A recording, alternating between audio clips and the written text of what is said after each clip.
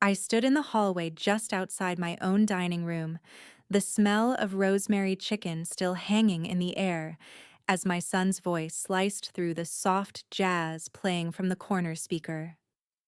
"She can't handle her finances," Nathan said. My son, the boy I raised, now a man speaking like I wasn't 10 steps away. His wife, Lauren, didn't miss a beat. "I know," she replied with a little sigh that sounded almost bored. "It's sad, really. Sad. After funding their startup failures, after covering their rent without a word, after 40 years of never missing a payment, not once, I was now the subject of whispered pity. By my own son and the woman who married him. We're about to begin, but if you'd like, share where you're joining from. It reminds me this story doesn't echo into silence.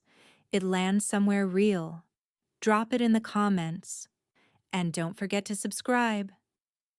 Dinner had always been a quiet affair in my house, crystal clinking, the faint hum of jazz from the corner speaker, and conversation that rarely left the surface.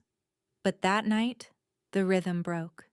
Nathan's voice slipped through the soft music, low enough to be meant for Lauren alone, but the words carried anyway.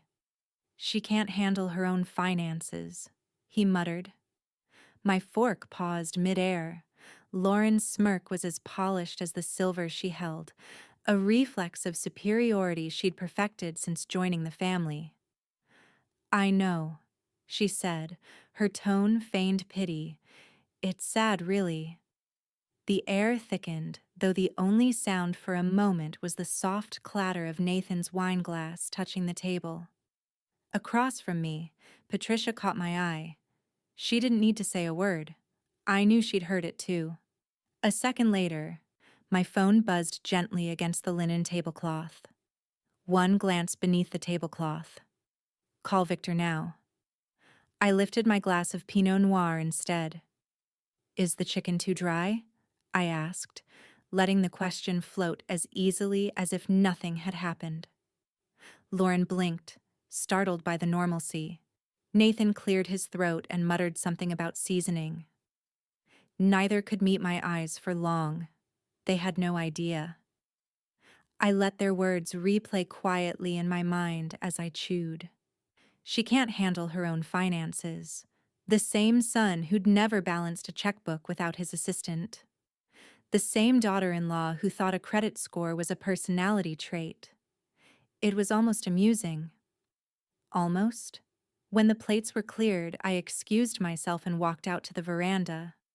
The night air was cool, carrying the faint scent of gardenias I'd planted decades ago.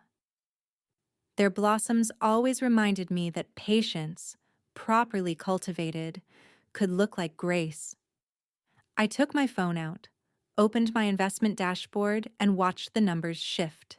7 figures, stable as ever. My majority stake in the Richmond Bank holding firm. I scrolled through today's reports. Loan approvals, dividends, board minutes, all neatly in order. Lauren's laugh drifted from the dining room, brittle and thin. She didn't know I was the reason her latest real estate project had even been approved for financing. She'd thanked a generous lender, never realizing the decision had passed through a board I quietly chaired. I opened Patricia's text thread. "Victor says the new filings are ready. Confidential under trust law." Good. Every contingency was in place. I typed back one word: soon. Behind me, footsteps, Nathan. His cologne preceded him. "Mom, you shouldn't spend too much time worrying about, well, you know, bills and things," he said, forcing a smile that wavered under porch light. "You've done enough in your life. Let us help." I turned toward him slowly, the porch light catching the fine lines around my eyes. "That's kind of you," I said. "But I've managed so far." Lauren joined him, wrapping her arm around his. "We just don't want you stressed, Eleanor. You're retired now." "Retired," I repeated softly. The word tasted foreign. They stood there, young enough to be confident, old enough to assume they were right. I could have corrected them then. I could have told them that the retirement account they pitied me for was simply a sliver of a portfolio larger than either of their combined net worths. That the bank they used every day not only managed my assets but answered to them. But revelation is a dish best served deliberately. Instead, I smiled faintly and turned back toward the garden. "I'll think about it," I said. "Good night, dears." Their footsteps faded inside. I stayed out a while longer, watching the reflection of the house shimmer in the koi pond. The stillness helped me think. Pat was right. Documentation mattered. The whisper I'd overheard wasn't just insult, it was evidence of intent. And if there was one thing my career had taught me, it was that intent could be leveraged. I opened my contacts and scrolled to Victor Lane's name. The phone rang twice before he picked up. "Evening, Eleanor," he said, voice low and professional. "I think it's time," I replied. "I'll need a private meeting at the bank tomorrow. Sophie should be present." "Understood. Shall I prepare the boardroom?" "Yes," I said. "And Victor, make sure confidentiality holds. I want no leaks until I say so." "Of course." When I hung up, I let the phone rest on the table and reached for my wine. The moon was high now, spilling silver light across the yard, steady and unblinking. I thought of all the times I'd been underestimated, all the times patience had paid higher dividends than pride. Tomorrow, I decided, they'd learn what I'd built in silence. I raised my glass toward the reflection in the water, a quiet toast to foresight. They whispered I couldn't handle my finances. Tomorrow, I'd remind them whose signature kept their world turning. Morning sunlight spilled across my kitchen table, illuminating a spread of files, statements, and the faint outline of a plan I'd already started sketching in my mind. I never liked mornings that felt too quiet. They gave space for unwanted thoughts. But this one had a purpose. Patricia had already texted before dawn. Victor confirmed 10 a.m., boardroom C. By the time my driver pulled into the circular driveway of Richmond Bank headquarters, I'd traded my cardigan for a cream suit I hadn't worn in months. It wasn't armor. It was a reminder. People treated you according to what they thought you could afford. Inside, the marble floors gleamed. Staff nodded politely as I passed, their smiles warm but slightly guarded. Most didn't know the weight my name carried in their ledgers. I preferred it that way. Power worked best when it was quiet. Sophie Kim met me near the elevator, efficient as ever, her hair pulled back, tablet in hand. "Good morning, Ms. Reynolds," she said, voice low. "Victor's already in the boardroom. Everything's prepared as requested." "Thank you, Sophie," I said, matching her pace as we walked. "Any movement on confidentiality?" "None. Files sealed under investor privilege. Internal access limited to me and Victor." "Perfect." The elevator hummed softly as we rose. Sophie's reflection in the mirrored panel looked calm, but her eyes flicked toward me once. "Your son called the branch office yesterday," she said carefully. "He asked about consolidating your personal accounts. They redirected him to customer service." I smiled faintly. "Good. Let him wait on hold for once." The boardroom door opened to reveal Victor Lane, tall, composed, with his sleeves already rolled to his forearms. He was the kind of man who treated precision as religion. Papers were laid out across the table, trust revisions, updated investor statements, a notarized record of my holdings. "Eleanor," he greeted, pulling out a chair for me. "Everything's in order. You still hold majority preference shares. 32% after last quarter's redistribution. And the remaining? Fragmented among minor stakeholders. No one close enough to threaten control. I nodded. Good. He leaned back. Patricia told me about what happened at dinner. I met his gaze evenly. They whispered. I listened. Then let's make sure that whisper never becomes anything louder. He slid a folder toward me. I've outlined legal reinforcement options, succession locks, board authority confirmation, and revised confidentiality clauses. They secure your voting rights and ensure any challenge from family members will fail on procedural grounds. I opened the folder, scanning the crisp lines of legal text. Every sentence was a shield, every signature line, a blade. And Sophie? I asked, glancing her way. Already flagged internal files under investor anonymity, she replied. If anyone tries to trace holdings to your personal accounts, they'll hit compliance walls. Victor added, your son can think you're just a retiree with savings. The bank system will never reveal otherwise. Excellent, I said. Let's keep it that way until I decide otherwise. Patricia's message buzzed onto my phone mid-meeting. You're doing beautifully. Remember, document everything they say. Words can become contracts if used right. I smiled to myself. Patricia always understood the language of leverage. By noon, the paperwork was complete. Victor gathered the files, locking them in his briefcase. I'll courier a sealed copy to your residence by evening, he said. Make it look routine, I replied. No special attention. Of course. When I stepped back into the corridor, the atmosphere shifted. The murmur of staff, the faint smell of coffee, the rhythmic sound of shoes on polished stone. Each person who passed nodded with polite detachment, unaware that the woman walking quietly among them owned more of their salaries than their own executives did. Outside, my driver waited. As the car eased away from the curb, I looked back at the bank's glass facade catching the afternoon sun. Inside those mirrored panels was everything I'd built: discretion, control, foresight. My phone rang. Nathan.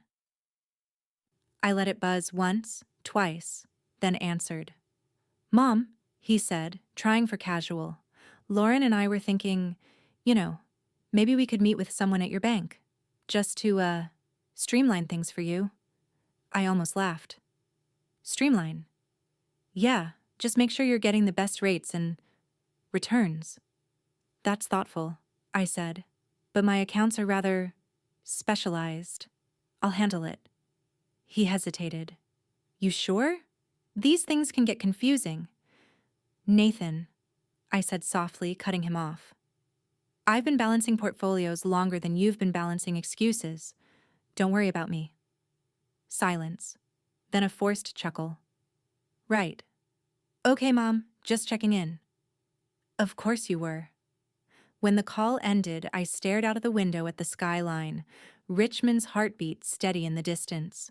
The bank tower rose above it all, cold and gleaming, reflecting the same world that had once underestimated me.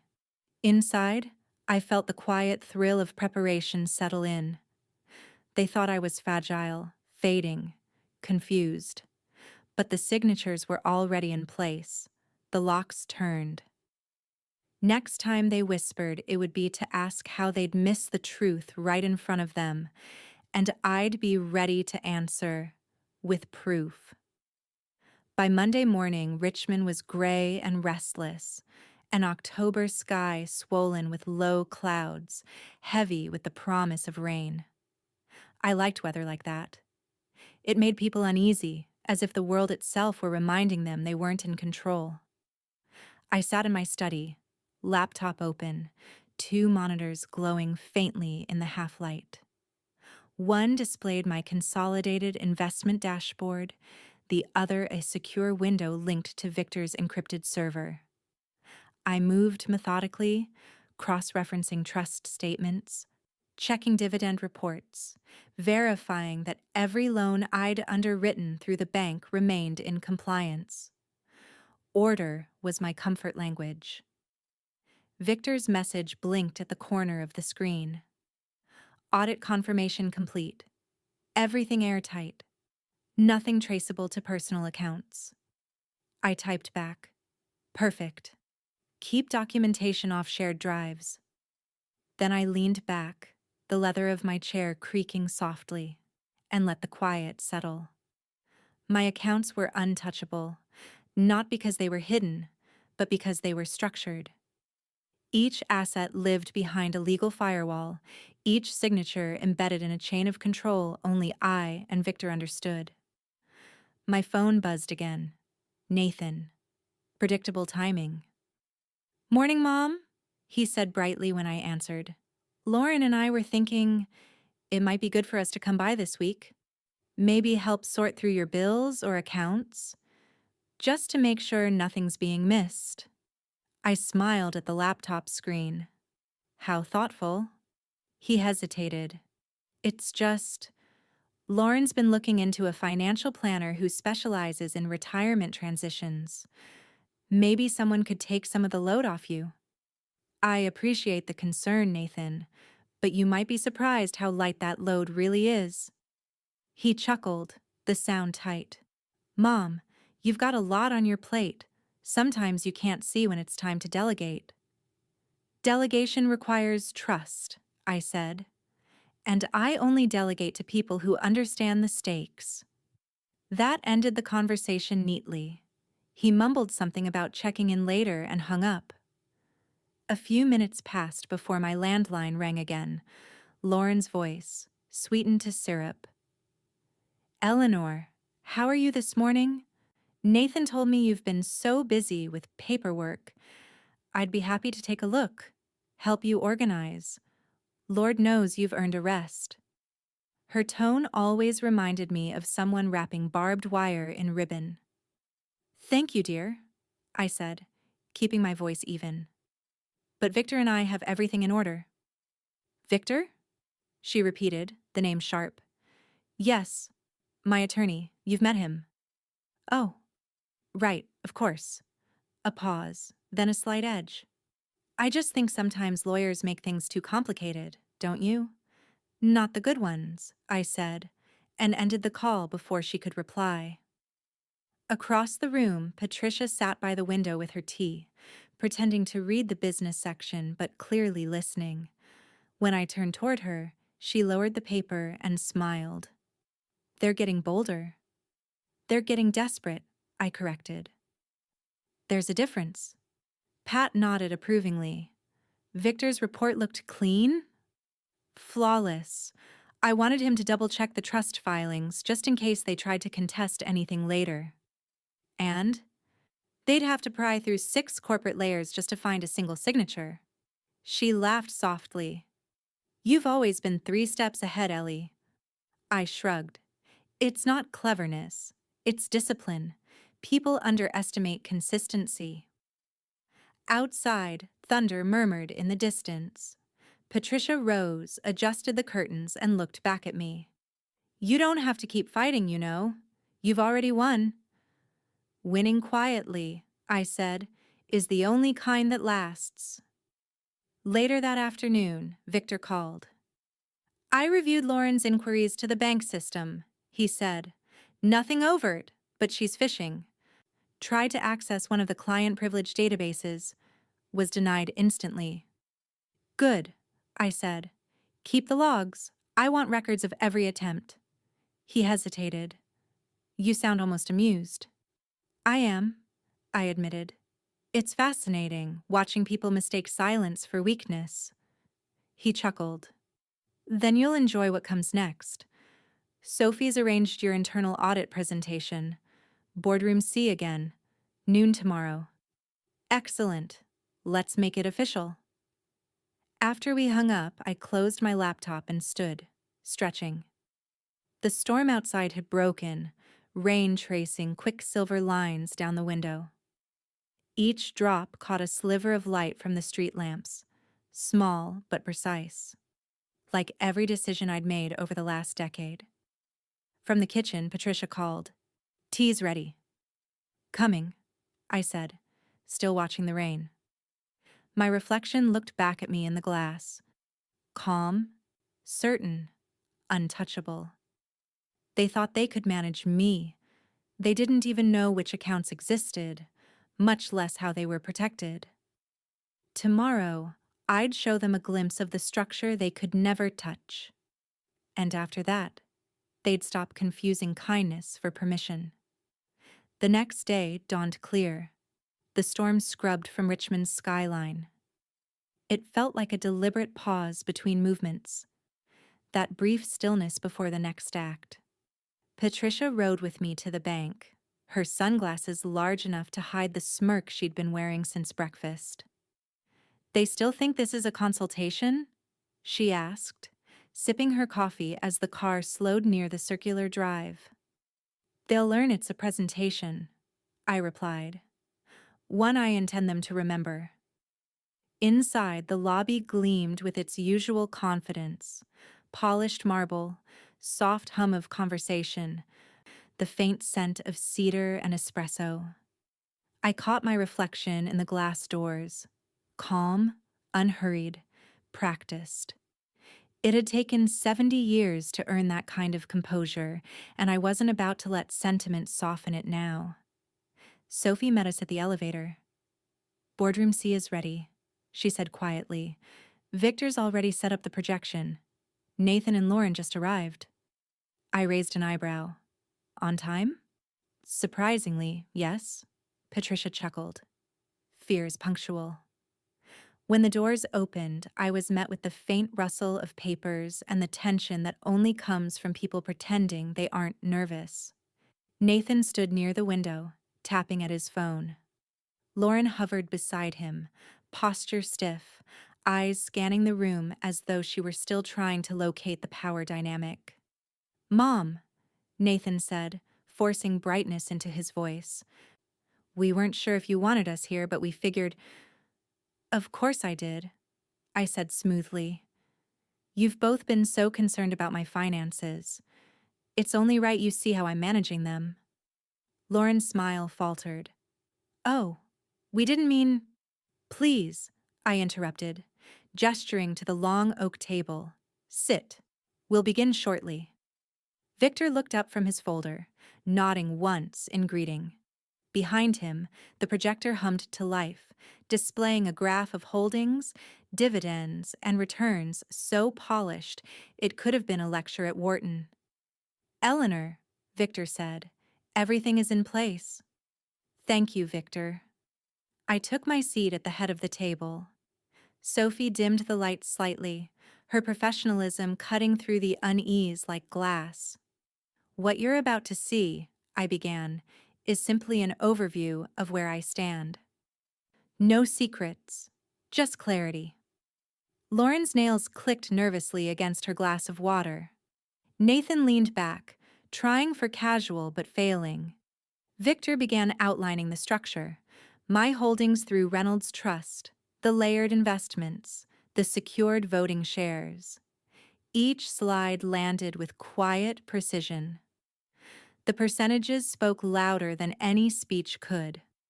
Lauren's voice cracked the silence first. "Wait, you have shares in Richmond Bank?" "Majority," Victor said, without looking up. Nathan blinked.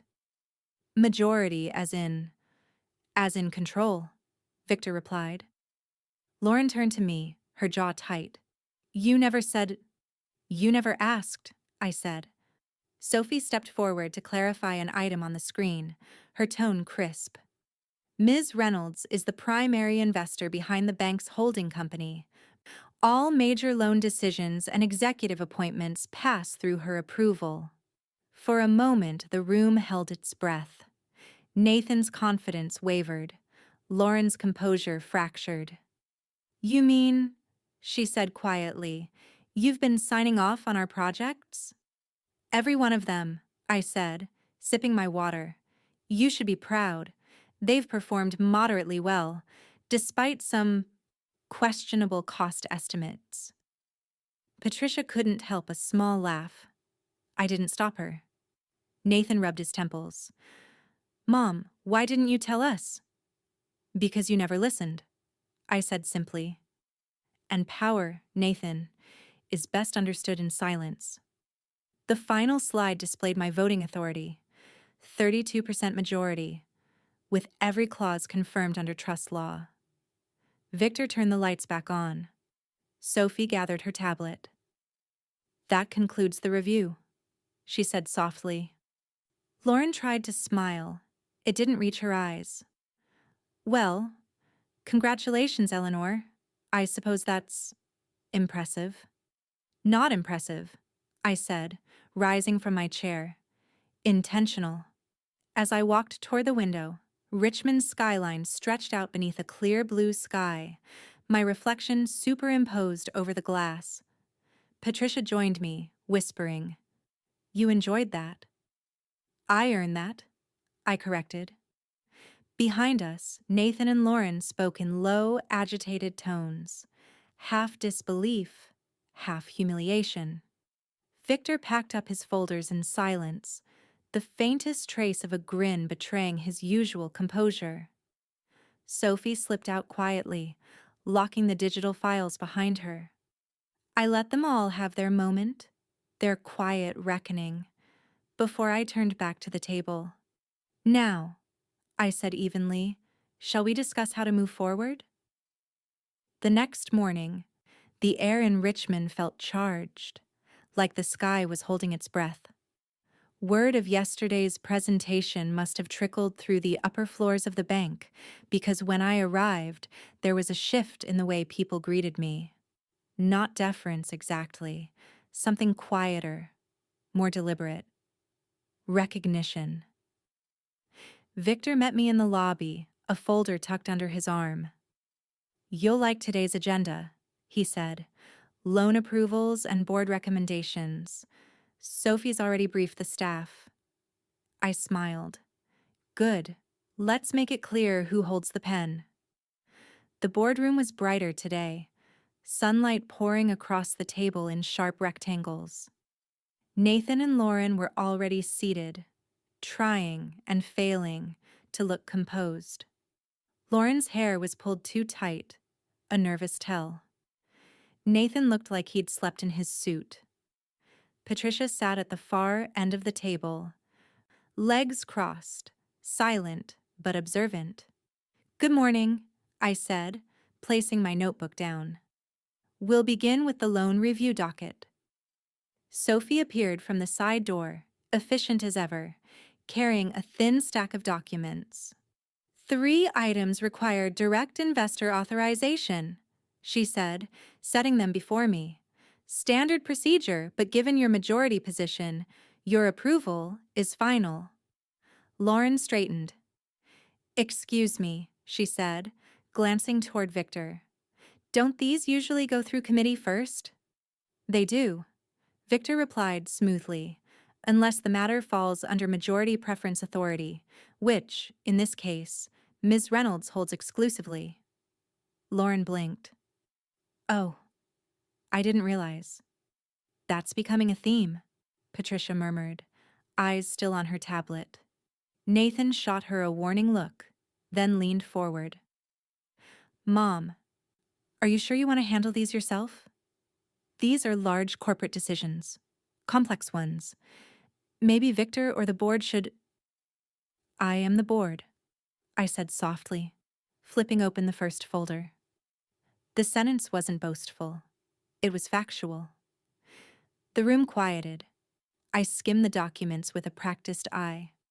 The first proposal, an urban development loan Lauren's firm had applied for months ago, had been flagged for risk exposure. I signed the approval line, but added a notation. Interest rate adjusted upward to reflect portfolio equity concerns. Lauren's face went pale. That's our loan. Yes, I said, sliding the folder to Victor. And now it's your responsibility to make sure it performs at the level the rate demands. Nathan stared at me, a flicker of panic behind his attempt at composure. You raise the rate? Only slightly, I said, pouring myself coffee. Accountability encourages excellence. Sophie hid a smile behind her tablet. Lauren tried again, voice shaking now. You can't just. There are board processes, review steps. Victor cleared his throat. Mrs. Reynolds can, and she has. The authority was granted when her shareholdings crossed the 30% threshold. It's all on record, Mrs. Reynolds. I looked at Lauren. Please, let's respect protocol. Interrupting during a session like this is inappropriate. Her mouth opened, then closed again. The silence afterward was thick enough to touch. Patricia leaned back, expression serene. I'd say that's settled.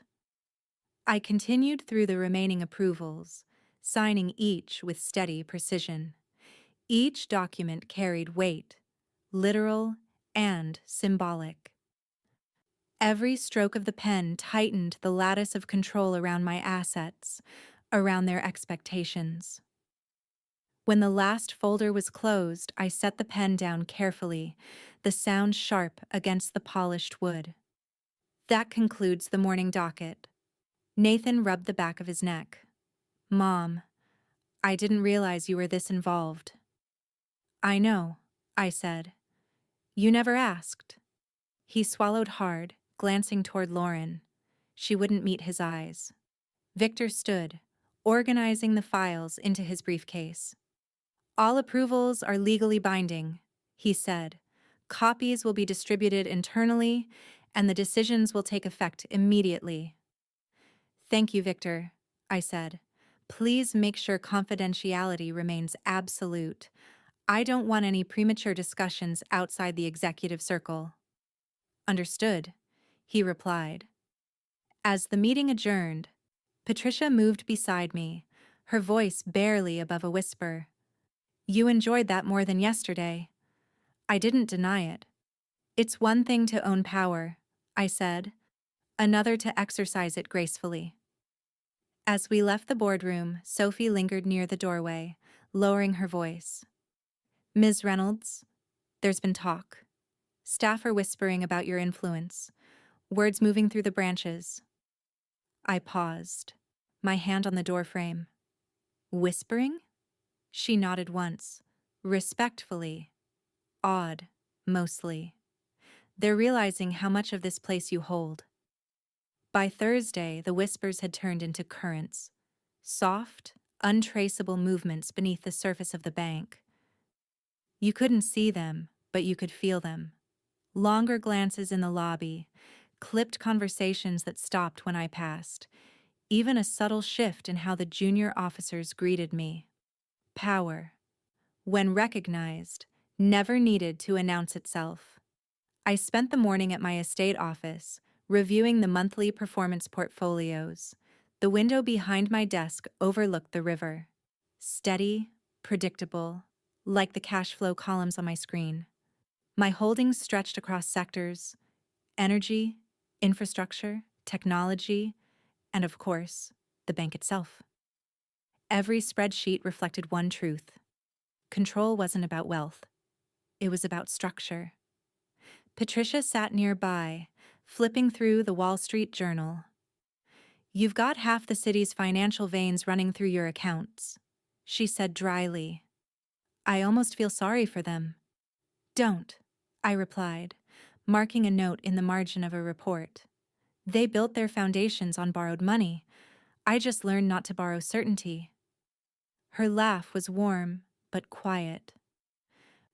That line belongs in a book someday. Before I could answer, my intercom buzzed. Ms. Reynolds, Sophie's voice came through, composed as ever. Your son and Mrs. Reynolds are requesting a brief meeting. They're already in the lobby. I exchanged a glance with Patricia. That was fast, I said. Pat shrugged. Curiosity is a powerful motivator when pride is bruised. Send them in, I told Sophie.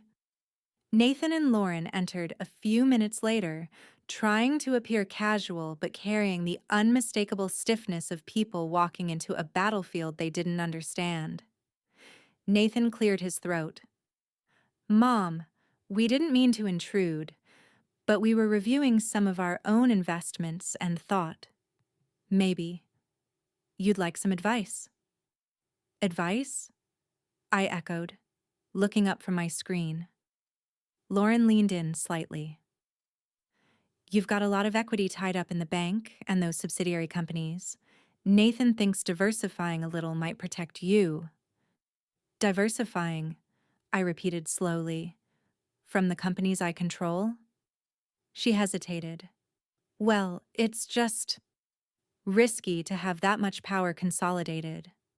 One shift in market performance and Victor's voice cut in from the doorway before she could finish. Actually, Mrs. Reynolds's structure protects her against precisely that. Consolidation isn't a vulnerability when it's legal ownership. Lauren turned, startled. You're here? I'm always nearby, Victor said, stepping into the room. Per your mother-in-law's instructions. Nathan frowned. We're just suggesting she look at other options. Victor placed a thin file on my desk. She already has. This portfolio is diversified across a network of trusts and limited partnerships. Every move passes through compliance. Even if you were her financial advisors, which you are not, you wouldn't have clearance to modify or even view these accounts. Nathan's jaw tightened. So, you're saying... I'm saying, Victor interrupted evenly, that by corporate law and trust structure, Mrs. Reynolds's portfolio is beyond external interference. It is self-sustaining, legally insulated, and entirely hers. The room went still. Lauren looked at me, eyes flashing with the kind of frustration that comes from realizing charm no longer worked as currency. You've built this entire thing behind our backs. I set down my pen and met her gaze. I built it in plain sight. You just didn't recognize the blueprint. Patricia smiled faintly over the rim of her teacup. That's what happens when people assume silence equals surrender. Lauren's color rose. You can't keep everything under your thumb forever, Eleanor. Power like that makes enemies. I tilted my head. Only if you misuse it. Nathan exhaled sharply, standing. This isn't healthy, Mom. You've turned everything into some kind of game. I smiled thinly. Games have rules, Nathan. You just never learned mine. He opened his mouth to retort, but Victor's tone silenced him. This discussion is bordering on inappropriate. Mrs. Posh, Reynolds' affairs are confidential. If you have personal concerns, I suggest you address them privately. Lauren's voice softened to a brittle whisper. You really enjoy this, don't you? I took a slow sip of tea. Enjoyment isn't the right word. Satisfaction, perhaps. Seeing the pieces fall where they were meant to be. Patricia set her cup down, watching them both with cool amusement. I think this meeting's over. Nathan muttered something under his breath and turned toward the door. Lauren followed, shoulders stiff, her heels clicking across the marble like punctuation marks of defeat. When they were gone, the silence returned. Clean, weightless. Victor gathered his files and glanced at me. Everything remains airtight. If they attempt interference, the law's on your side. I know, I said. But they won't try again. Not directly. Patricia smirked. They'll stew. Let them, I said, leaning back in my chair. Patience yields better dividends than pride. Outside the window, the river glinted in the late afternoon sun, calm, unhurried, inevitable. I raised my cup again, the porcelain warm in my hand. You know, Pat, I said softly. The thing about control is that you don't have to announce it. You just have to never lose it. And as the tea touched my lips, I could already sense the next move forming in their minds, panic disguised as strategy. I smiled. Let's see what they do next. By Sunday afternoon, the storm had shifted from the bank's marble corridors to my own dining room. The air was heavy with civility, the kind that coats tension just enough to make it palatable. Nathan and Lauren had insisted on stopping by for dinner, which meant, of course, they were here to measure the temperature of the battlefield. Patricia, ever my anchor, had come early, wearing the faint smile of a woman who knew she was about to witness theater worth her time. Victor had sent his assistant earlier with a manila envelope, records, notarized copies, timelines. I'd tucked them neatly into my side drawer before anyone arrived. When Nathan and Lauren entered, I could tell they'd rehearsed their expressions in the car.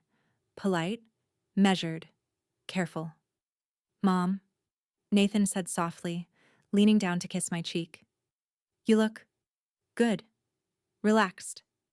"I am," I said. "Everything's in order." Lauren set down a bouquet of lilies, white, too fragrant, too forced. "We thought these might brighten the room," she offered. Patricia took them, arranging them in a vase. "They'll do," she said, her tone unreadable. Dinner began with polite talk, safe topics like the weather, travel plans, the restaurant that had recently opened downtown. But it couldn't hold. It never could. Nathan's hand twitched around his fork. Lauren's smile grew brittle with each pause. Finally, he exhaled. "Mom," he began, "I've been thinking. Maybe I overreacted last week." "Overreacted?" I echoed, slicing into my salmon. "How generous of you to notice." He flinched, then forced a smile. "I just mean, we shouldn't have questioned you like that. You've clearly done very well for yourself." Across the table, Patricia's eyes sparkled. She didn't say a word, but I could feel her amusement radiating like quiet applause. Lauren picked up the thread. "Nathan's right. We're proud of you, Eleanor. Really. It's inspiring, what you've built." I set my knife down, letting the silence stretch just long enough to draw the truth out of her tone. "You don't have to flatter me, dear," I said. "I'm too old to mistake manipulation for admiration." Lauren's cheeks colored. "That's not what I—" "It's fine," I said calmly. "You're not the first to assume charm is currency." Patricia coughed softly to hide her grin. Victor's voice crackled through the speakerphone on the buffet cabinet.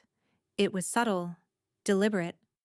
I'd asked him to call mid-dinner under the guise of routine business. "Eleanor, I just wanted to confirm all the filings are officially complete," he said. "The trust amendments, the shareholder confirmations, all notarized and sealed." "Excellent," I said, glancing at Nathan. "Transparency is everything, isn't it?" Nathan swallowed. "So everything's official then?" Victor's tone was clipped. "Entirely. There are no legal vulnerabilities remaining." "Thank you, Victor," I said. "Enjoy your evening." The call ended, but the echo of authority lingered in the room. Lauren set down her fork. "Mom, I hope you know, we only ever wanted to help. We thought you might be overwhelmed." "I'm 70, I said. "Not senile." Her mouth opened, then closed again. Patricia, still stirring her tea, spoke for the first time in minutes. "Funny thing about family," she said lightly. "They think proximity equals understanding." Nathan bristled. "Pat, that's unfair." "Is it?" she asked. "You assumed your mother needed managing. Turns out she was managing the institution that held your loans." He looked down, guilt flickering behind his eyes. "I didn't mean for it to come off that way." "But it did," I said softly. "And you can't unring a bell, Nathan. Words have weight." Silence again, broken only by the faint tick of the grandfather clock in the corner. Outside, dusk was settling, tinting the sky in shades of deep violet. I leaned back, folding my hands neatly in my lap.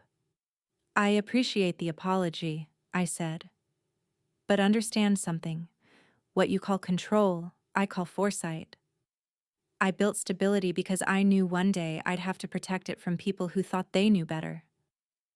Nathan nodded slowly, eyes downcast. You're right, Mom. You always were. Lauren forced a laugh that cracked halfway through. Well, this has been enlightening. Patricia rose from her chair. Indeed it has. I stood too, smoothing the hem of my jacket. Before you go, I said, walking toward the desk drawer. I opened it and removed the manila envelope, setting it gently on the table. Victor suggested I keep a signed copy of last week's minutes at home, just in case there's ever confusion about where authority rests. Lauren stared at it, then at me. You're not— No, I said, smiling. I'm ensuring clarity, that's all. Nathan's voice dropped to a whisper. You really don't trust us, do you? I trust everyone, I said, to behave exactly as their self-interest dictates. For a long moment, no one spoke. Then Patricia lifted her teacup, breaking the tension with deliberate ease. Well, she said, I'd say that settles the new order of things. Nathan's shoulders slumped. Lauren's eyes darted toward the envelope again, as though it were evidence of a crime she couldn't name. I reached for my wine, calm and steady. Thank you both for dinner, I said. Drive safe. And if you find yourselves questioning my capacity again, consider this evening my official response. They left in silence, the door closing behind them like punctuation. Patricia turned to me, her grin widening. They'll never underestimate you again. I took a slow sip of wine, letting the satisfaction linger. No, I said. But they'll never stop trying to recover from it. Outside, the night deepened. The reflection in the window showed me exactly what I wanted to see. Composure, control, and the quiet power of a woman who no longer had anything left to prove. Still, something stirred beneath that calm, an instinct, a pulse. They wouldn't retreat forever, and I was ready. By Monday morning, Richmond Bank felt different. The air in the upper floors had a new stillness, the kind that precedes acknowledgement, respect disguised as routine. Every employee who passed me offered the same half-smile, subtle, cautious, newly aware. Whispers had turned into quiet certainty. Sophie met me at the elevator, tablet in hand. The quarterly operations review is set in the main boardroom, she said. Victor's already with the committee, and Nathan just checked in. He's waiting outside. Let him wait, I said, stepping into the elevator. Punctuality never taught him patience. The mirrored walls caught my reflection as the doors closed, composed, precise, immovable. There was something satisfying about stillness when the world around you was adjusting to your gravity. The boardroom doors opened to a soft murmur. Executives lined both sides of the table, their chatter dying instantly when they saw me. Victor rose as I entered. Ms. Reynolds, he said with a faint nod, we're ready when you are. Let's begin, I replied, taking my seat at the head.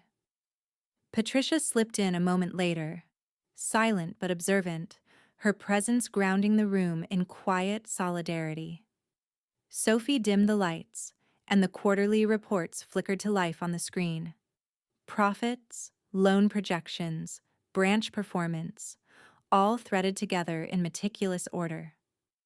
I listened as Victor summarized the figures, each line a testament to structure and foresight. When he finished, I clasped my hands together. We'll proceed with 2 adjustments, I said. First, I want the regional loan committees reporting directly to the main board for final approvals. Second, the investment division should freeze discretionary spending until after fiscal close. Efficiency ensures longevity. One of the younger executives, Harold, always overeager, raised his hand.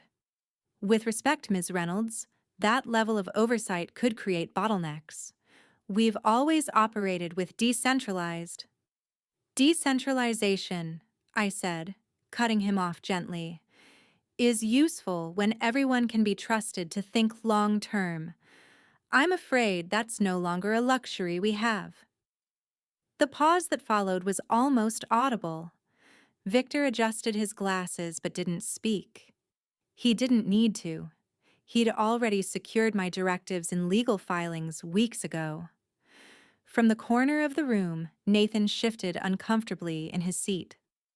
I hadn't invited him, but he'd somehow found his way in, claiming a family interest in proceedings. Lauren sat beside him, posture sharp, lips pressed tight. They looked out of place among the Navy suits and polished briefcases. "Mom," Nathan said after a moment, his voice low, careful. "Don't you think you're overstepping a little? I mean, these are operational choices. Shouldn't the executives—" "The executives," I said evenly, "serve at the discretion of the majority shareholder, which, as Victor can confirm, is me." Victor nodded. "That authority is permanent and unrestricted, per the updated trust structure." Lauren frowned. "Permanent? There must be some clause." "There isn't," Victor replied, his tone cutting through her disbelief. "It was reviewed and certified by external counsel. Mrs. Reynolds's control is absolute." I turned my gaze to Nathan. "Do you have any other concerns?" He hesitated. "No," he said finally, his voice barely audible. "Good," I said, "because my concern is ensuring stability, not appeasing ego." Patricia's eyes met mine across the table, glinting with quiet pride. She didn't speak, but I saw it. The acknowledgement that everything we'd built, every patient decision, was culminating here. The rest of the meeting unfolded with efficient precision. Reports were signed, motions approved, the hum of agreement filling the room like quiet machinery. By the end, no one questioned a thing. When the session adjourned, the executives rose to shake my hand. One by one, their expressions softened from formality to admiration. "Your guidance has been invaluable, Miss Reynolds," one of them said. "The bank's lucky to have such steady leadership." I smiled faintly. Luck has very little to do with it. As they filed out, I lingered by the window. Overlooking the city below, the river winding through the skyline, the streets glinting like threads of light. So much had changed since I'd first stepped into this building decades ago as an advisor, quietly dismissed by men who mistook politeness for weakness. Now, those same corridors moved to my rhythm. Patricia joined me at the window, folding her arms. "You didn't just take control," she said softly. "You redefined it." "Control," I said, watching the sunlight reflect off the glass towers, "was never the goal. Preservation was." Nathan and Lauren stood near the door, whispering, too low for me to hear, but their frustration was palpable. I turned slightly toward them. "If you plan to keep whispering," I said evenly, "at least do it in another room. This one's for decision makers." Lauren's mouth tightened. She took Nathan's arm and left without a word. Victor approached, carrying a final document. "Everything's filed. Your authority now extends across all operational divisions. No further signatures required." I signed anyway, just to feel the ink sink into paper. "Sometimes permanence deserves ceremony," I murmured. He smiled. "Understood." Patricia handed me my cup of tea, still steaming, steady as my pulse. "Decades of planning," she said quietly. "And they thought they could undo it with dinner conversation." I took a sip, the warmth settling deep. That's the difference between inheritance, I said, and ownership. Outside, the glass towers caught the late afternoon sun, throwing back reflections of power earned, not given. And as I turned from the window, I knew it wasn't just the bank I controlled now, it was the narrative itself. Still, beneath the serenity, I felt the faintest current shifting, something approaching on the horizon. Respect was stable, but admiration? That was dangerous. I smiled to myself. Let's see how far the whispers travel. By midweek, Richmond hummed with quiet rumor.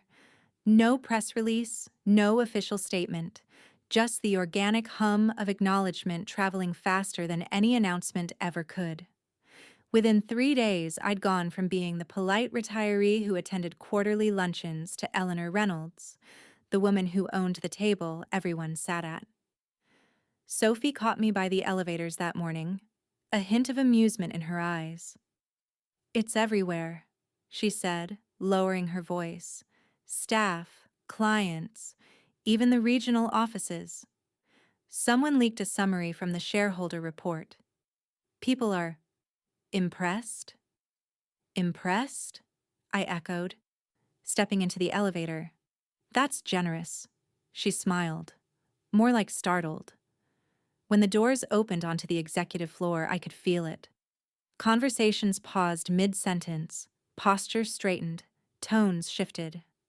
It wasn't fear exactly, more like the dawning awareness that the woman they'd overlooked for years had been quietly steering the institution all along. Victor met me at my office holding a folder. "I've already located the source of the leak," he said. "Nothing malicious. An internal assistant uploaded a mislabeled report summary. I've contained it." I studied him. Contained it? Or let it breathe just long enough to serve us? His mouth curved slightly. "Let's say I didn't suffocate opportunity." Patricia entered a moment later carrying a pastry bag and that knowing smirk of hers. "You should see the cafe downstairs," she said. "Two tellers were whispering about you like you'd invented money itself." "I suppose, in a way, I did," I said, taking the coffee she offered. "Or at least, the illusion of it." Victor set the folder down. "This kind of recognition can be useful. You've built credibility most people spend lifetimes chasing. And now, finally, it's visible." "Visibility is a liability if it isn't managed," I replied. "Keep every file sealed. I want admiration, not exposure." He nodded. "Already done. Legal protections remain airtight. I've even drafted contingency orders in case Nathan or Lauren attempt any kind of claim." Patricia arched a brow. "And will they?" "Eventually," I said. "Ambition doesn't dissolve. It mutates." We shared a look that only long friendship could decode. For all her humor, Patricia understood the battlefield of silence better than anyone. Later that afternoon, the boardroom filled again, not for conflict this time, but ceremony. The regional directors had requested a brief meeting to thank me for my leadership. Gratitude, of course, is just another currency. One by one, they offered rehearsed compliments. "Your guidance has brought stability to the bank. Your foresight during the restructuring saved us months of negotiation. Your approach to long-term equity, it's revolutionary." Each word landed with measured sincerity, but I could feel the current beneath it. Calculation. People don't praise power out of affection. They praise it out of self-preservation. Nathan and Lauren sat at the far end of the table, out of place among the tailored suits and controlled tones. They hadn't been invited, but like before, they'd found a way in, clinging to proximity as if it could restore relevance. When the applause subsided, Lauren's hand fluttered nervously toward her glass. "It's incredible, Mother," she said, voice thin with forced admiration. "I had no idea how deeply involved you were." Most people didn't, I said, smiling, but they do now. Nathan attempted a polite laugh. You've really shown everyone, Mom. Guess we underestimated you. I don't mind being underestimated, I said quietly. It makes the unveiling cleaner. Victor rose then, addressing the room with practiced authority. To clarify, he said, Mrs. Reynolds's shareholder position isn't temporary. It's permanent and protected under irrevocable trust law. All documentation has been notarized and filed. A hush followed. I could almost feel Nathan's pulse spike across the table. Lauren looked down, her knuckles white around her glass. Patricia, sitting near the window, caught my eye and raised her coffee cup in a private toast. I inclined my head slightly in return. After the meeting adjourned, a few associates lingered to shake my hand, their words soft but eager. It's an honor working under your leadership, Mrs. Reynolds. I've never seen the staff so motivated. When the last of them left, Victor closed the door. You understand what's happening, don't you? He said quietly. I do. He leaned against the table. They're not just acknowledging your control now. They're depending on it. Patricia laughed softly. She's become the spine of the whole operation. Even her doubters will have to stand upright because of her. I turned toward the window. Richmond stretched below, bathed in late sunlight, the river gleaming, traffic gliding, life continuing as if unaware of the shift above it. It's strange, I said softly. I spent decades building the foundation so I could work in silence. Now the noise follows me. Patricia joined me, setting a gentle hand on my shoulder. Noise fades. Legacy doesn't. Victor's phone buzzed. He glanced at the screen, then exhaled slowly. You might want to see this, he said, turning the device toward me. On the screen was the front page of the Richmond Financial Review. My name, bold across the header. Retired advisor revealed as major shareholder behind Richmond Bank's success. A photo accompanied it. Me, from a charity gala years ago, mid-laugh, unaware. I stared at it for a long moment, then smiled faintly. Well, I murmured. So much for anonymity. Patricia grinned. Congratulations, darling. You're finally famous for the thing you never bragged about. Victor looked uneasy. This changes things.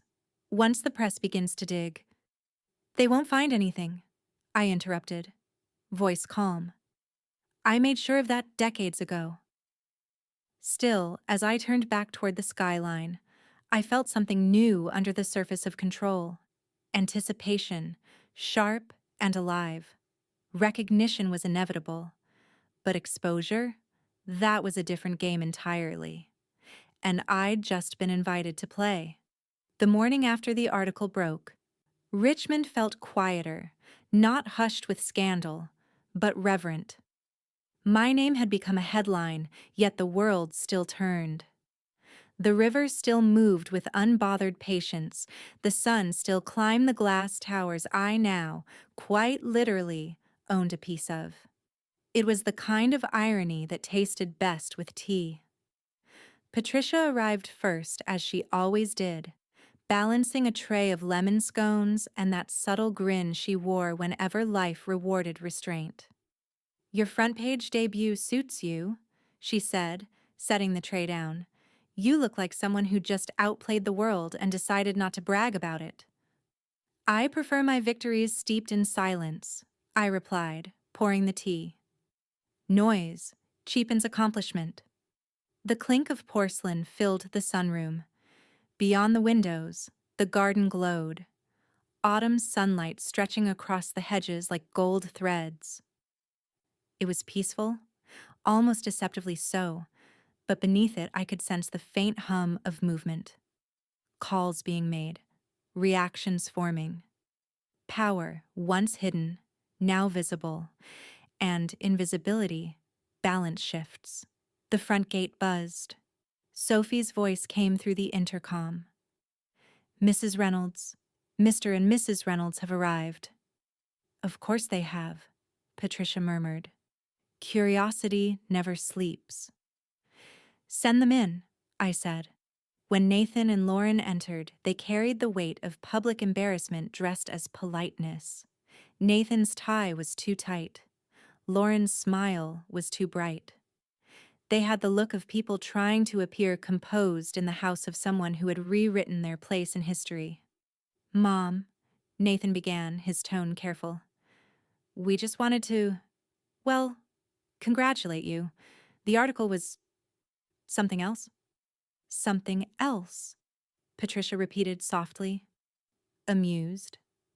I gestured toward the settee. "Tea?" Lauren declined with a small shake of her head. Nathan accepted, awkwardly holding the cup as though the act itself required courage. He cleared his throat. "I guess I owe you an apology for everything I said before. I didn't realize—" "You didn't want to?" I corrected gently. "There's a difference." He exhaled, shoulders dropping. "You're right. I didn't."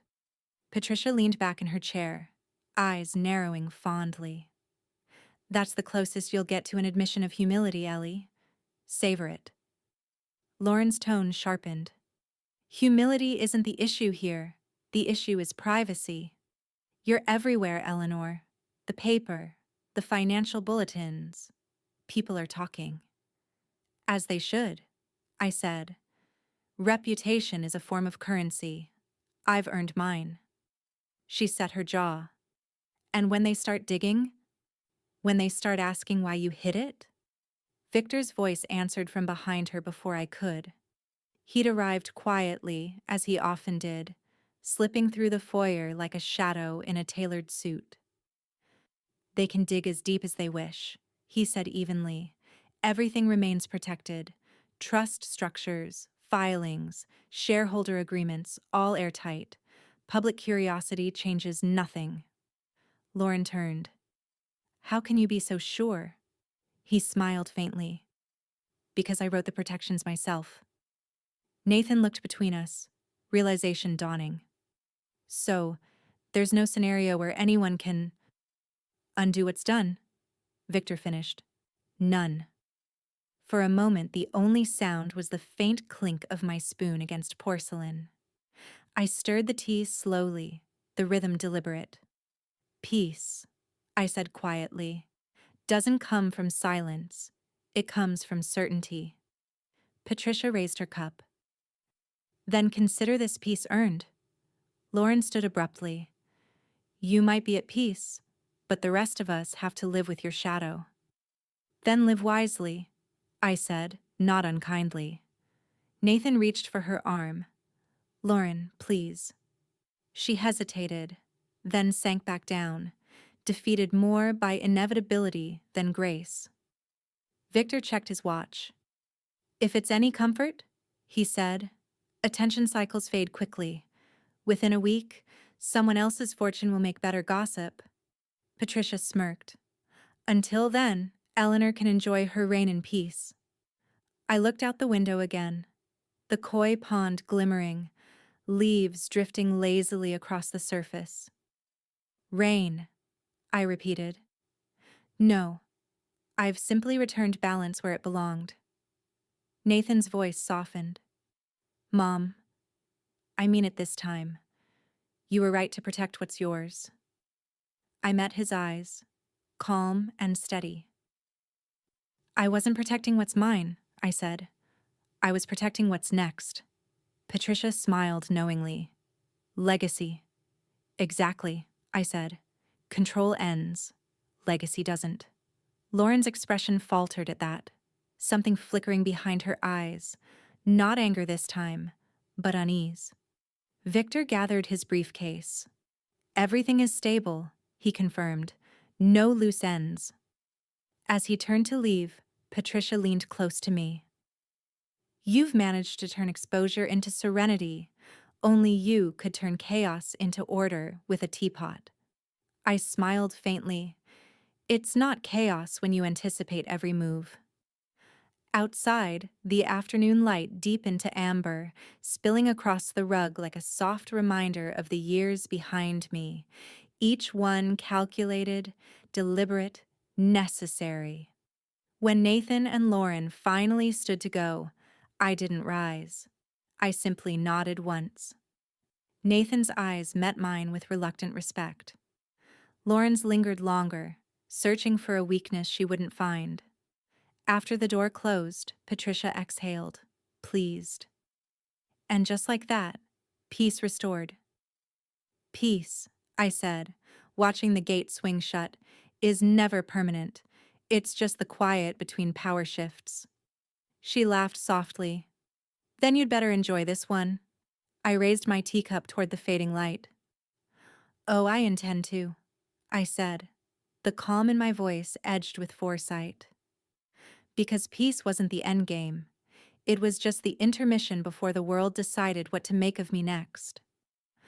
By the time the weekend arrived, the air around me had stilled into something I could finally name: acceptance.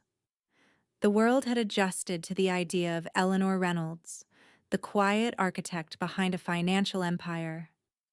The headlines had cooled, the calls slowed, and the people who once spoke over me now paused before they spoke to me. In other words, peace had taken root. But peace, as I'd told Patricia, is never permanent. I hosted a small gathering that Saturday.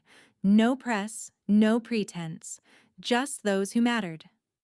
Patricia, of course. Victor, punctual and precise as always. Sophie, invited for the first time, her presence a quiet acknowledgement of loyalty rewarded. Nathan and Lauren arrived last, as expected, trailing in with the air of people who still hadn't figured out whether they were guests or cautionary tales. The sitting room was warm with late morning light. The scent of fresh coffee mingled with the faint tang of the lemon polish my housekeeper favored. I'd arranged a modest spread: pastries, fruit, a decanter of champagne for celebration disguised as casual civility. I can't believe how calm you are, Patricia said, settling into the sofa. If I had just been made the subject of a statewide feature, I'd be sipping whiskey by noon. I've spent a lifetime preparing for the things I can't control, I said. That's the secret to appearing unshaken when they finally arrive. Victor smiled. Preparation doesn't just make you unshaken, Eleanor. It makes you unassailable. Across the room, Nathan shifted uncomfortably. So this is just normal for you now? Having everyone know you run the bank? Correction, I said. They've realized I run it. I've been doing so for years. Lauren crossed her legs tightly. It's still strange. Everyone we know keeps asking about you. They're fascinated. But also, she hesitated, intimidated. Patricia snorted. That's the polite word for jealous? Lauren ignored her, turning toward me. You could use that attention, you know. You could soften it. Speak to the press. Show the family side of it all. People love stories about strong women who make themselves palatable, I interrupted gently. No, dear. I didn't build an empire just to explain it. Victor cleared his throat, placing a folder on the table.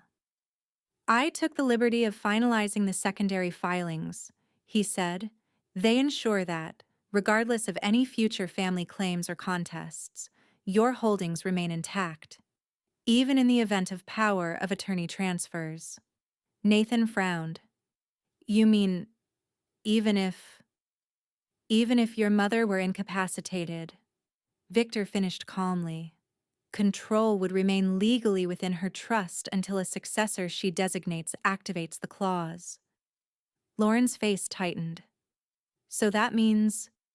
It means, I said, that my decisions can't be undone by sentiment, panic, or convenience. Patricia smiled over the rim of her glass. That's one way to keep the vultures grounded. Nathan exhaled, his tone quiet. You really thought of everything.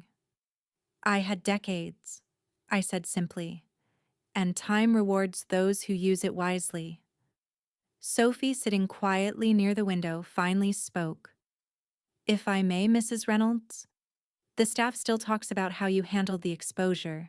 It's become something of a case study internally, how to control narrative without confrontation. Good, I said. Control isn't about fighting noise. It's about setting the tone before the noise begins. Patricia laughed softly. You could teach a masterclass? Perhaps I already am, I said, meeting Nathan's eyes. He looked away first. Lauren stayed silent. Victor rose, checking his watch. Everything remains airtight, he said, and your dividend schedules have been updated to reflect new valuation after the press coverage. It increased your share value by 6%. Patricia nearly choked on her champagne. You made money off a rumor? Off clarity, I corrected. The market finally recognized what I always knew my worth was. Victor smiled faintly. Well put. As the afternoon waned, the conversation drifted from business to memory. Patricia and I reminisced about the early days, shared offices, small wins, the nights spent balancing numbers that no one else cared about. Nathan and Lauren sat politely, their silence the truest form of understanding they'd ever offered me. When the plates were cleared, I walked them to the door myself.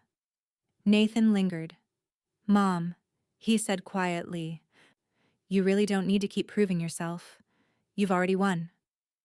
I studied him for a long moment. It was never about winning, I said.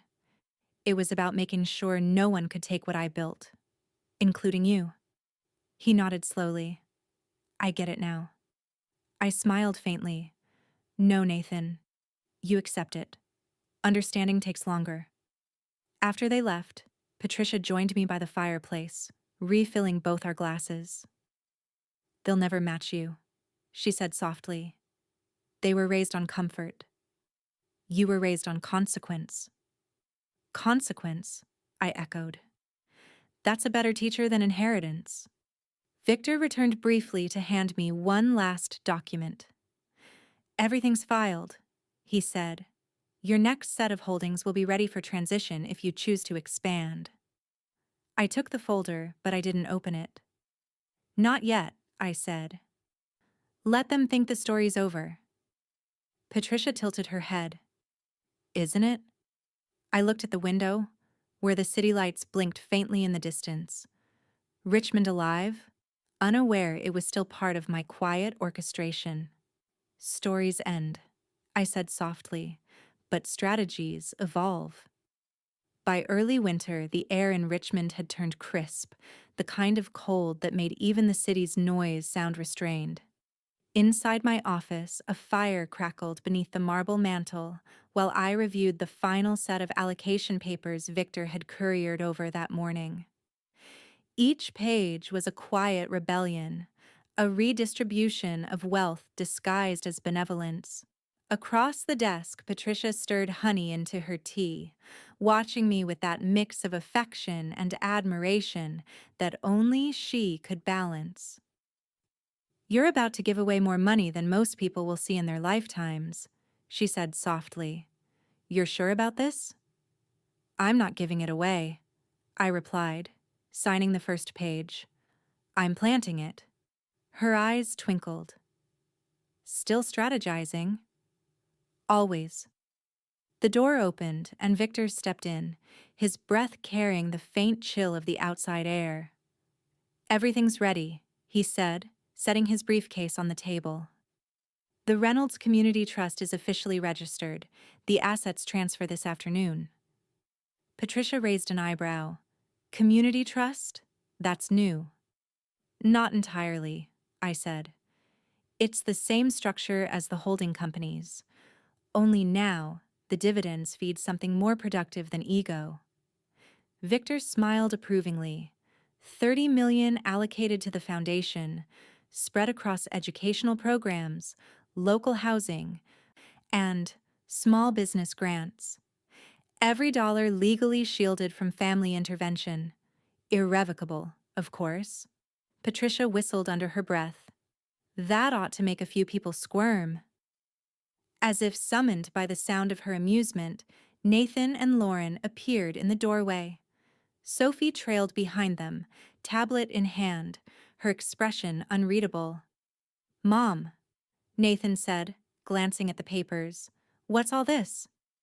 "Charity work," I said, setting my pen down. "You'll be pleased to know some of the city's neglected schools will finally have libraries again." Lauren's eyes narrowed. "You're donating how much?" Victor interjected smoothly. 30 million, structured for perpetual reinvestment, untouchable by private parties. Untouchable, Lauren repeated, her voice sharp. "Meaning us. Meaning everyone," I said. "Wealth without purpose is noise, and I've never liked noise." Nathan moved closer, tension rippling through his tone. "Mom, this isn't necessary. You could keep that money in the family, pass it down. Think about the grandkids." "I am," I said calmly. "That's why I'm doing it." Patricia smiled into her cup. "She's building a legacy they can't mismanage." Lauren crossed her arms. "You're making a spectacle of yourself." "Correction," I said, rising from my chair. "I'm making an example." Victor slid the final signature page toward me. "Once you sign this, Mrs. Reynolds, the funds are transferred. No amendment, no revocation." I picked up the pen. "Then let's make it official." The ink glided smoothly, each stroke final, decisive. When I was done, Victor gathered the papers with a quiet nod. "That's it?" Nathan asked. "Just like that?" "Just like that," Victor replied. Lauren exhaled sharply. "You've always been stubborn, Eleanor, but this is—" "Visionary?" Patricia offered, too sweetly. Lauren glared at her. "Reckless." I turned toward my daughter-in-law, meeting her gaze with the calm of someone long past being rattled. "Reckless is waiting until the world decides your legacy for you." Victor closed his briefcase. "It's done. The filings go public next week. The trust will operate independently, with full oversight from the board you appointed." Sophie looked up from her tablet. "The press will want a statement, Mrs. Reynolds. Shall I prepare one?" "Yes," I said, "but keep it simple." "What should it say?" I thought for a moment, then smiled. "That control means little unless it creates something worth inheriting." Nathan ran a hand through his hair, frustration breaking through the last of his composure. "You've turned your entire fortune into a message." "No," I said softly. "I turn my message into a fortune. This just completes the circle." Lauren looked ready to argue, but Patricia's gentle laugh disarmed the moment. "You should be proud," she said to me. "Most people spend their lives collecting power. You managed to spend yours giving it shape." "Structure," I corrected. "That's all this ever was." Outside, snow had begun to fall. Light, quiet, almost reverent. I walked to the window, watching the flakes settle against the glass. Each one melted the moment it touched, disappearing into something larger. Behind me, Nathan's voice softened. "You really don't leave room for anyone else, do you?" I turned, smiling faintly. "On the contrary, Nathan, I've just made room for thousands." Victor closed his briefcase with a final click. "Everything is sealed," he said. "No one, not even the board, can alter your intentions." Patricia raised her cup once more. "To permanence," she said. "To purpose," I corrected, lifting mine in return. Lauren looked between us, a flicker of resentment giving way to reluctant awe. "I suppose you've thought of everything," she murmured. "I've only thought long enough," I said. "That's the difference." By early spring, the city had learned to say my name with a different tone. The whispers had turned into conversation, measured, respectful, sometimes tinged with envy. I'd become a symbol of something they didn't quite understand, a woman who had mastered the quiet science of control. The Reynolds Community Trust had already begun its work. Schools reopened their libraries, new roofs gleamed over local shelters, and small businesses spoke my name with gratitude whispered between receipts. What amused me most was how quickly the public forgot the numbers, the millions, the holdings, and replaced them with stories. People love a narrative more than they love the truth. Patricia and I sat in the conservatory one bright morning, the sunlight filtered through lace curtains. She was reading a profile piece from the Richmond Ledger, glasses low on her nose. "Listen to this," she said, quoting aloud. "Eleanor Reynolds has redefined modern philanthropy, blending strategy with empathy and proving that power, in the right hands, doesn't corrupt. It cultivates." I sipped my tea, smiling faintly. Flattering, but they give me too much credit. Power always corrupts. I just learned to use the corrosion to polish the surface. She laughed softly. "You realize you're terrifying, don't you?" Only to those who expected me to fade. Before she could reply, the doorbell rang. Sophie stepped in moments later, tablet in hand, her efficiency wrapped in quiet excitement. "Mrs. Reynolds," she said, "the Trust's first quarter reports are in. All indicators are positive. Funding utilization, community impact metrics, even national press recognition." Victor followed her inside, looking perfectly composed, though his eyes carried the faint satisfaction of a strategist watching his masterpiece hold steady. "Everything's operating flawlessly," he said, "and the legal framework remains impenetrable. Not a single clause has been challenged." "Good," I said. "I like permanence." Patricia leaned back, smiling. "You've managed what most of the city's elite never could. A spotless legacy. You outmaneuvered your rivals and your family without ever raising your voice." "Noise," I said again, "is for the powerless." Victor glanced toward the hallway. "Speaking of family." Nathan appeared in the doorway, hesitant. His expression was softer now. Not the arrogance of the son who once dismissed me, but the weary acceptance of a man who had finally understood that his place in my world was not as heir, but as witness. Lauren lingered behind him, silent. Her confidence dulled into caution. "Mom," Nathan began quietly, "we stopped by well, to say congratulations. The Trust's making a real difference." Patricia arched an eyebrow. "That almost sounds sincere." He smiled faintly. "It is. I've seen the news stories, the schools, the grants. It's impressive." Lauren added carefully, "People keep asking about you. It's strange, really. Everyone talks about what you've done for the city." "They should talk about the results," I said. "The rest is just scenery." Victor cleared his throat. "You'll be pleased to know, Mrs. Reynolds, that the state's philanthropic board has nominated you for the Virginia Civic Honor. It's rare for private investors to receive it." Patricia clapped lightly. "Look at you, Ellie, from boardrooms to benevolence." I smiled. It was never a leap, just a reallocation of intention. Nathan glanced at Victor. "And all this, it's permanent? The trust? The protections?" Victor nodded. "Irrevocable. The structure holds even after Mrs. Reynolds' passing. Her directives carry through future boards indefinitely." Lauren's voice was small. "So we'll never?" I turned toward her. "No, Lauren, you'll never. But you'll benefit, like everyone else. Consider it my final act of fairness." Patricia bit back a grin behind her teacup. The room went still for a moment, quiet but not cold. Just the lingering echo of clarity settling into place. Victor began gathering his papers. I'll have the press statement for the award ready next week. Before he could finish, Sophie's phone buzzed.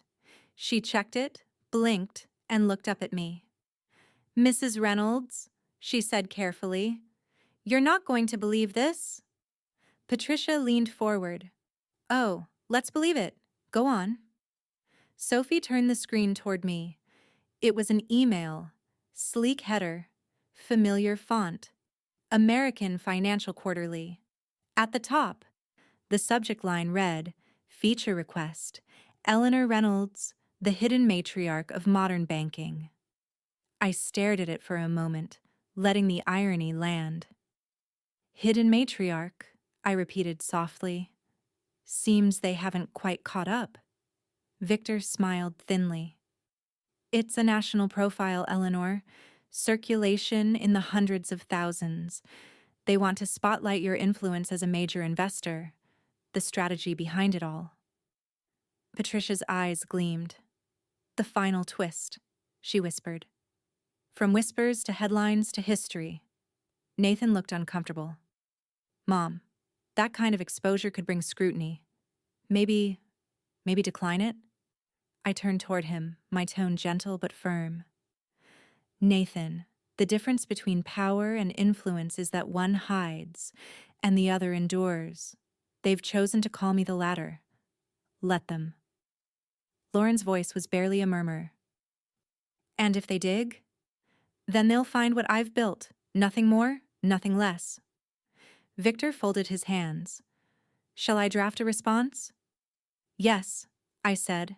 Tell them I'll consider it. And Victor. He paused at the doorway. Yes? Make sure the photographs are taken in my garden. Let the world see where patience blooms. Patricia laughed softly. You're enjoying this. I'm acknowledging it, I said. After a lifetime of silence, acknowledgement is the only luxury I'll allow myself. She nodded. You've earned it. I looked out the window then, the magnolias just beginning to open, white against the early spring green. Each bloom was fragile, brief, yet inevitable. Like recognition after years of deliberate anonymity. The afternoon sun drifted lazily across the conservatory, catching the crystal edges of the tea service and scattering light across the table like a handful of quiet victories. Outside, the garden had reached its perfect balance, magnolias in bloom, the koi pond still as glass, the air rich with the scent of trimmed jasmine. Patricia sat opposite me, graceful as always, pouring a second round of Darjeeling. You've done it again, she said with a smile that bordered on disbelief. The city's finally treating you like an institution, the woman who built the foundation beneath their prosperity, and never asked for applause. Applause fades, I replied, stirring my cup. But acknowledgement has a longer shelf life.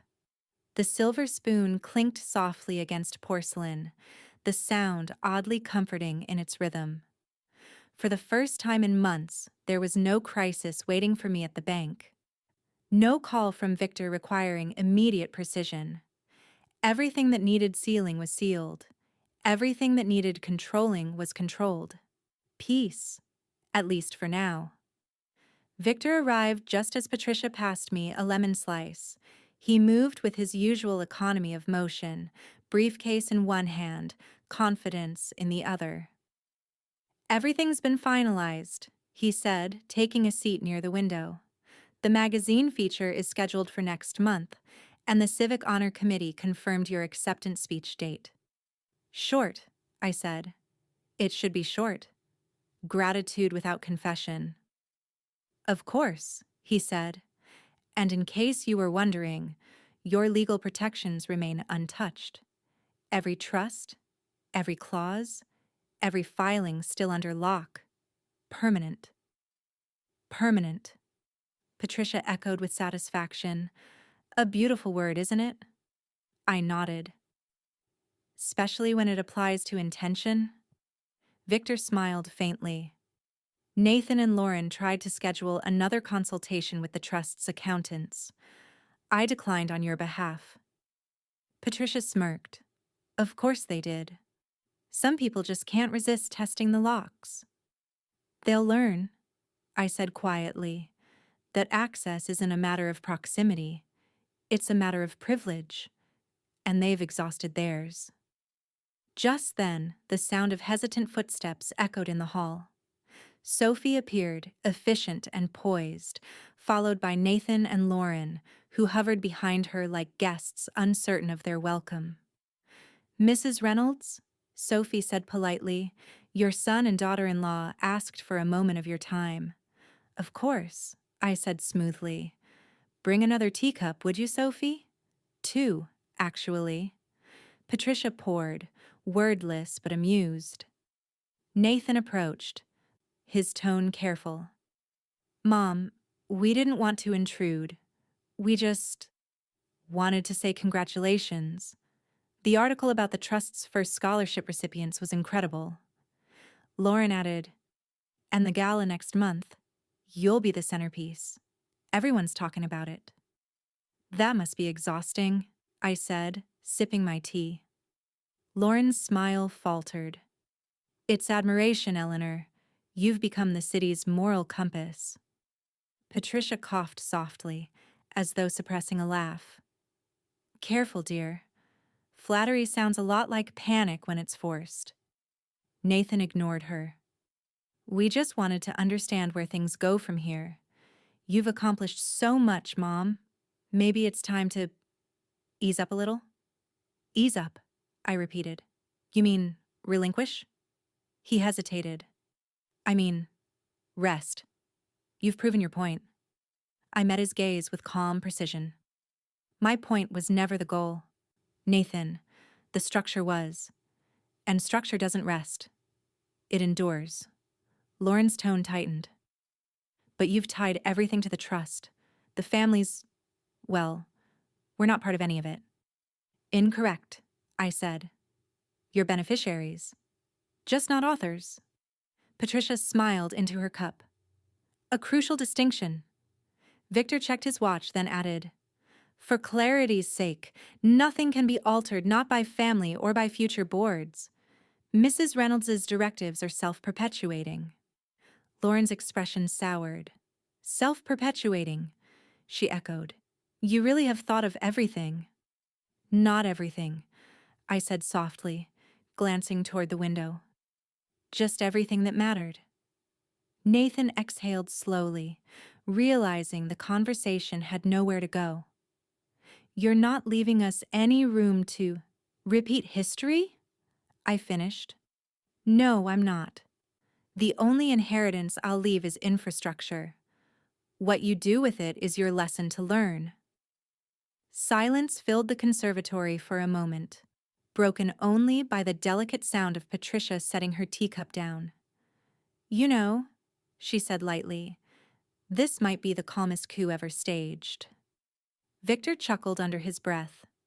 Legal coups are the best kind. Sophie reappeared at the door. Mrs. Reynolds, she said, the outreach director from the trust is on the line. She says the literacy program has exceeded its first quarter projections. I smiled faintly. Tell her to double it. Double? Sophie blinked. Yes, I said. If they've already succeeded, they've proven they can manage more, reward competence with opportunity. Patricia grinned. That's so you, turning philanthropy into performance review. I stood and walked toward the window, the light catching the faint frost still clinging to the edges of the glass. The garden shimmered beneath it, fragile, ordered, alive. Behind me, Nathan's voice broke softly. You really don't stop, do you? I looked over my shoulder. Stopping is for those waiting to be remembered. Victor gathered his things, preparing to leave. Shall I prepare a formal proposal for the literacy expansion? No, I said. Draft it quietly. Let it surprise them. He smiled knowingly. Your signature style. Patricia rose, brushing crumbs from her lap. And here I thought this was a peaceful afternoon. It is, I said, turning back to the glass. Peace isn't the absence of movement, Pat. It's control in motion. The late sunlight broke through the clouds, painting the conservatory in gold. Nathan and Lauren stood uncertainly, out of place in a world they'd never understand. Patricia reached for her coat. Come on, she murmured to them. Let the woman enjoy her empire. As they left, Victor paused by the door. You do realize, he said quietly, the more control you assert, the more the world will want to watch what you do next. I smiled, eyes still fixed on the horizon. Then let them watch. End of section. Emotional hook. Outside, a breeze rippled through the magnolias, scattering petals like small, deliberate signatures across the lawn. I turned back to my desk, already drafting a note for the next initiative, an expansion fund for women-owned enterprises. Peace, I murmured, setting my pen to paper, is best maintained by motion. And as the ink began to flow, I felt it again, the calm pulse of power moving exactly where I intended it to go. The evening light poured through the tall windows of my dining room, turning the silverware to gold and the table into a quiet stage. The house was full again. Victor near the mantel with his briefcase neatly closed, Patricia arranging glasses with the care of someone who understood that ceremony mattered, and, of course, Nathan and Lauren sitting opposite me, wearing the faces of people who finally realized the game had ended long before they joined it. Outside, the magnolias had begun to shed their blooms. Their petals drifted across the lawn like white paper from a closed meeting, delicate, silent, final. Patricia poured champagne, the bubbles rising with a kind of cheerful defiance. To a successful quarter, she said, to balance, foresight, and whatever it is that keeps you three up at night. Victor smiled faintly. Compliance. Mostly. Lauren's attempt at laughter faltered before it began. Nathan cleared his throat. Mom, I heard the interview's been scheduled. American Financial Quarterly, right? Yes, I said. They wanted to film in my office. I suggested the garden instead. Why? Lauren asked, a trace of genuine curiosity breaking through her caution. Because the story isn't about business, I said. It's about cultivation. They need to see where patience lives. Victor nodded approvingly. A visual metaphor. You've always had an instinct for presentation.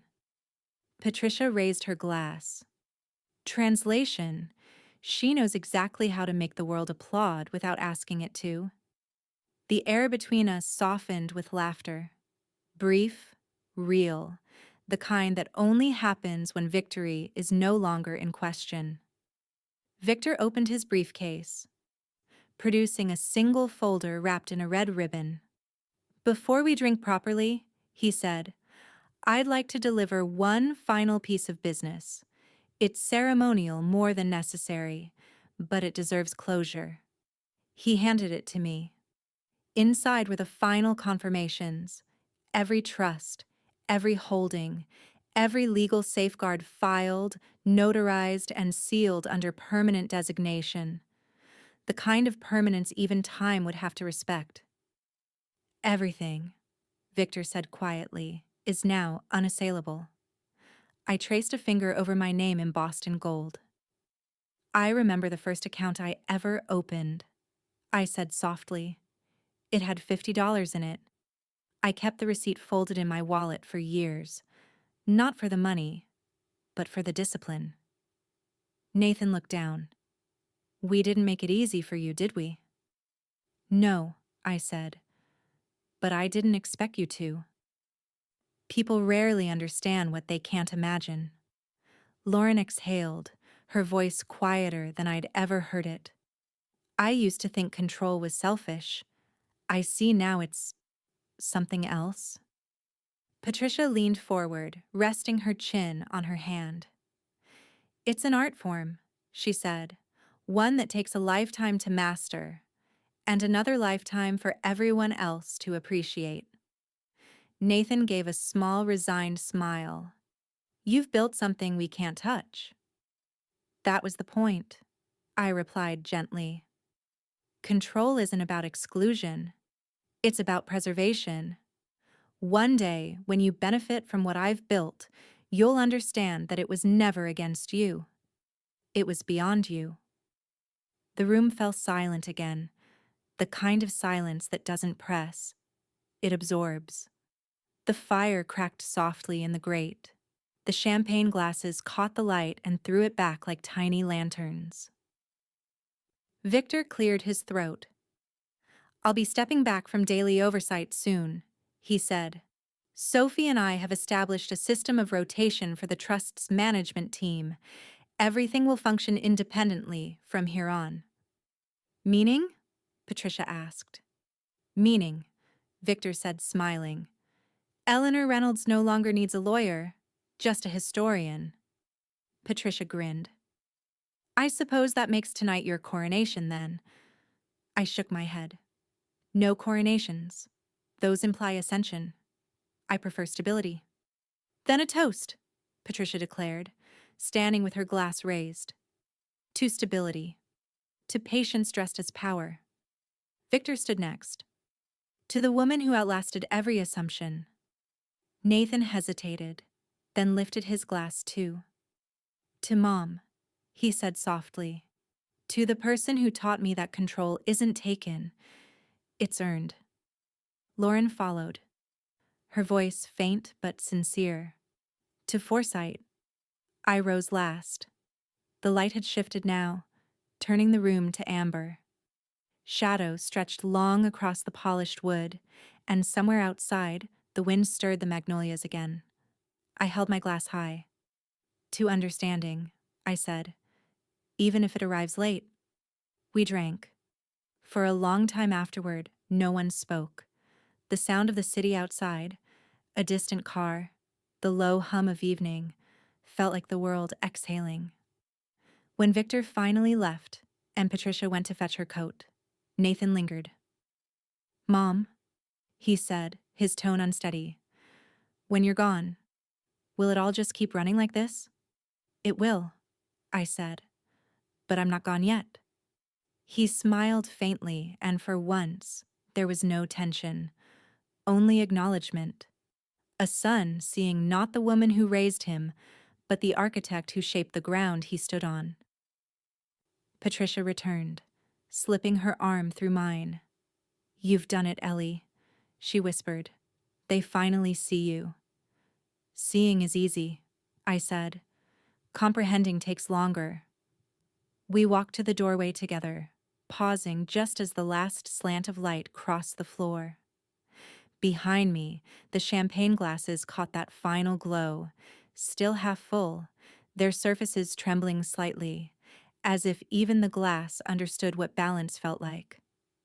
I turned back once, taking in the room, the silence, the echo of what I'd built. They whispered I couldn't handle my finances. I said softly, lifting my glass one last time. They never knew I owned the bank.